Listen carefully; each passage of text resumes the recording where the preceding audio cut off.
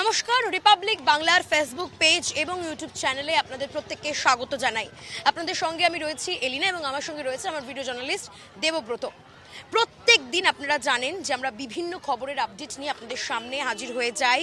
অবশ্যই আজকে তার ব্যতিক্রম নয়। আজকে আমরা এই মুহূর্তে কোথায় রয়েছি এতক্ষণে নিশ্চয়ই আপনারা বুঝতে পেরেছেন রিপাবলিক বাংলা দেখে। এই মুহূর্তে আমরা বসিরহাটে রয়েছি, বসিরহাট এসপি অফিসের সামনে, যেখানে সকাল থেকে কার্যত রণক্ষেত্র পরিস্থিতি তৈরি হয়েছে। সুকান্ত মজুমদারের আজকে এসপি অফিস ঘেরাও কর্মসূচি ছিল এবং সেই ঘেরাও অভিযানে এসেই বাধা দেওয়া হয় বিজেপির রাজ্য সভাপতি সুকান্ত মজুমদার এবং বিজেপির অন্যান্য দলীয় কর্মী সমর্থকদের। 144 ধারা জারি করা হয় এসপি অফিসের 500 মিটারের মধ্যে।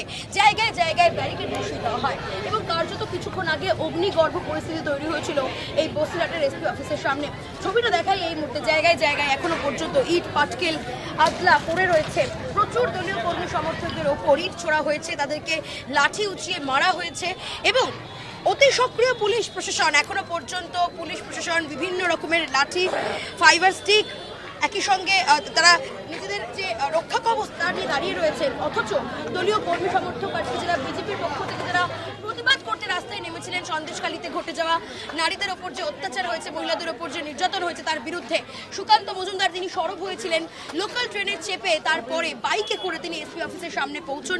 আমি একটু সুকান্ত মজুমদারের সঙ্গে কথা বলার অবশ্যই চেষ্টা করবো। এখনো পর্যন্ত তিনি কয়েক ঘন্টা ধরে এখানে অবস্থান বিক্ষোভে বসেছেন। সুকান্তবাবু, 144 ধারা তুলে দেওয়া হলো, অথচ তার আগে দলীয় কর্মী সমর্থকদের ওপর অত্যাচার করা হলো। পুলিশ প্রশাসনের অতি সক্রিয়তা আমরা দেখলাম। শুধুমাত্র বিরোধী বা বিজেপি এলেই এই অতি সক্রিয়তা দেখা যায়, কি বলবেন?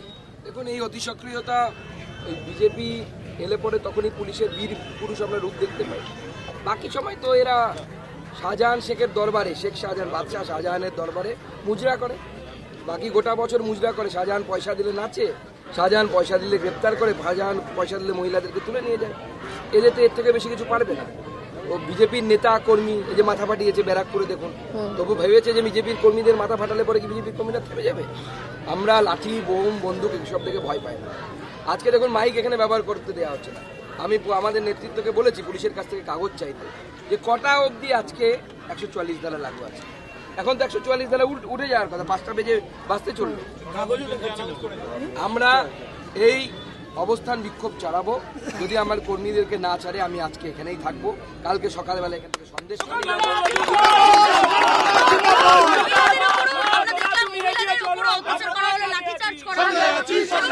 মানুষের মাথা ফেটে গিয়েছে, কেউ কেউ অসুস্থ হয়ে গিয়েছে, কাঁদানে গ্যাস ছোড়া হচ্ছে।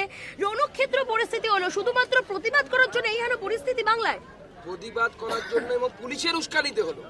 পুলিশের উস্কানিতে আমি দায়িত্ব নিয়ে বলছি, কারণ আমাদের জেলা সভাপতি মিছিল শুরু হওয়ার 2-3 ঘন্টা আগে এসপিকে ফোন করে। এসপি ফোন না তুললে পরে তাকে মেসেজ পাঠায় যে এই ধরনের ঘটনা ঘটবে, আমাদের কাছে আগামী ইনপুট আছে। কারণ পুলিশের মধ্যেও আমাদের লোক আছে, তো তারা বলে দিয়েছে যে পুলিশ এটা প্ল্যান করছে। আমাদের জেলা সভাপতি মেসেজ করে জানায় যে আপনি ছাদের উপরে পুলিশ রাখার ব্যবস্থা করুন, এই ধরনের ঘটনা ঘটবে আমরা জানি। পুলিশ কোনো ব্যবস্থা নেয়নি, উল্টে পুলিশের লোক যারা ছিল ছাদের উপর থেকে ঢিল মেরেছে এবং তারপরে মানুষ উত্তেজিত হয়েছে। এই ধরনের বিশৃঙ্খল পরিস্থিতি ঘটে। আপনাদের কর্মী সমর্থকদেরও কি গ্রেপ্তার করা হয়েছে, আটক করা হয়েছে? অনেক জনকে গ্রেপ্তার করা হয়েছে। 15 জন আহত এই মুহূর্তে হসপিটালে। কারো মাথা ফেটেছে, কারো হাত ভেঙেছে, পা ভেঙেছে এবং পুলিশের লাঠিতে ভেঙেছে। হসপিটালে দেখছো না, ভালো করে পুলিশ হসপিটালে বলে দিয়েছে যেন ট্রিটমেন্ট ভালো না হয়। পুলিশ মানবিকতা বলে কোনো বস্তু আছে এদের? আমরা এখানে অবস্থান করবো এবং আমাকে ঢিল মেরেছে পুলিশ। পুরো টার্গেট ছিলাম আমি, আমার গায়ে ঢিল মেরেছে।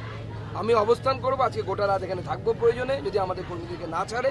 এবং কালকে এখান থেকে সকালে আমি সন্দেশখালী যাবো, মা বোনদের সাথে দেখা করে তারপরে আমি একেবারে সুকান্ত মজুমদার তিনি